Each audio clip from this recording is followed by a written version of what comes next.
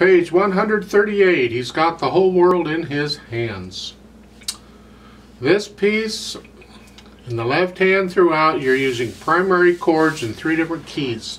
It's a good review. You're starting out in G majors, 1 sharp. At the last line on page 138, you're going to C majors, no sharps or flats. Then on page 139, in the 3rd line, you're going to F major, 1 flat. And that's really what this piece is about, this arrangement is about. Okay, you get to play the same piece 3 times, once in each different key. Now the right hand, because it's got all the stuff going on. I could say a whole lot about this right hand, and I think I'm just going to try and keep it rather simple, but I would like to give you some food for thought. All right, things to think about for you adventurous people out there. Starting with all these repeated notes, I'm going to talk about them briefly. You can play it just like it's fingered. There's nothing wrong with it. Go ahead if that's what you want. But I would still suggest you experiment with some of these repeated notes. Right at the beginning, you have 2 Ds. It's fine, but frankly, I think it's better to do a 3/4. So you get 2 different fingers on those Ds. And the same type of fingering throughout every time you get that. The last measure, the 1st line, is basically the same thing. You're here, and then the last 3 notes, there's 2 Ds again. I'd do 3/4. In the 1st measure of the 2nd line, they do change it. I like that. Of course, they're doing it to put you in position for what's coming. I like it because you're using different fingers on the same note.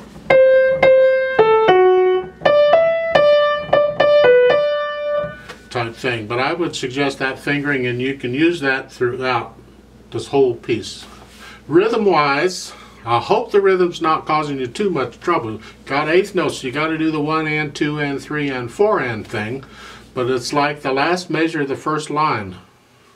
It's 1 and 2 and 3 and 4 and if it's still confusing you, take out that tie. Just play every note. 1 and 2 and 3 and 4 and when you can get that, put the tie back in. You can think the note but don't play it. 1 and 2 and 3 and 4 and try the rhythm out on each of these like that.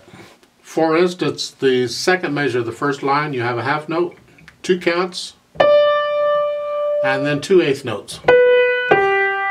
And then it's tied to a quarter note, so it's 1 and 2 and 3 and 4 and if that's struggling, if I'm not getting it, then take out the tie and play all the notes.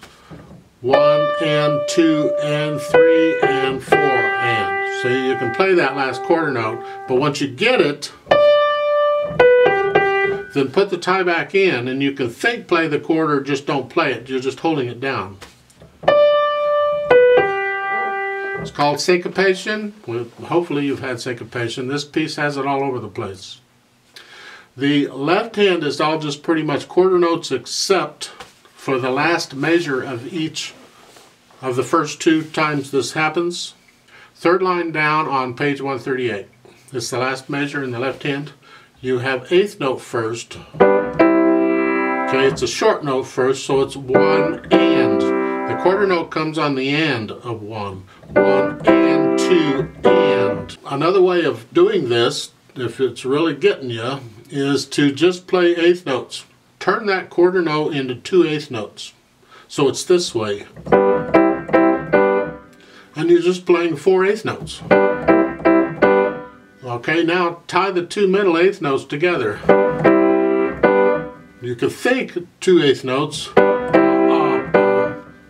You're just not playing the 2nd 8th note. You're tying, and that's what the quarter note is doing. Same rhythm there at the last measure of the 2nd line on page 139. Okay, it's a. And the 8th rest in both hands, we need to hear it. So it's a half a beat rest, half a beat of silence. At the end, bottom of page 139, there's a retardando. I'll ignore that because I got a metronome. The only pedaling here is for the very end when they're doing the amen. Don't absolutely need pedal there either. You could leave it out. You're doing the chords, and then the next chord, and the last chord. And they're fermata, so you're going to hold them now. So I'm going to hold them for 4 counts instead of 2, right? It's the amen at the end of a piece where they're saying it. You can go ahead and use legato pedal on that if you want. It's pretty simple pedaling. Just at the end of 4 counts on the last note, the pedal and the hands all come up together. I'm going to leave the pedal off as far as the video goes because I don't know that I really need to show you that. Hopefully you can legato pedal by now. Rhythm-wise, there's different styles of playing this piece. We could play it straight 8th notes just like it's written.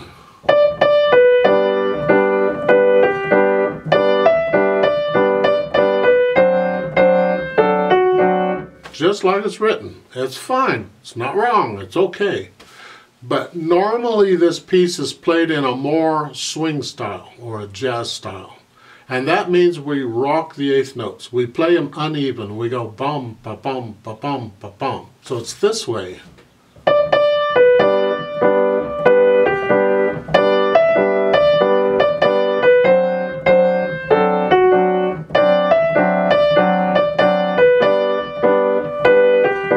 Type thing. A little more fun, and I would recommend it. So let's try that. And see, I don't know what I did on previous videos, if I did them even or if I rocked them. But on this one, let's go ahead and rock them and see what we can do with it. And again, I'm leaving the metronome at a little bit faster than I normally put it at.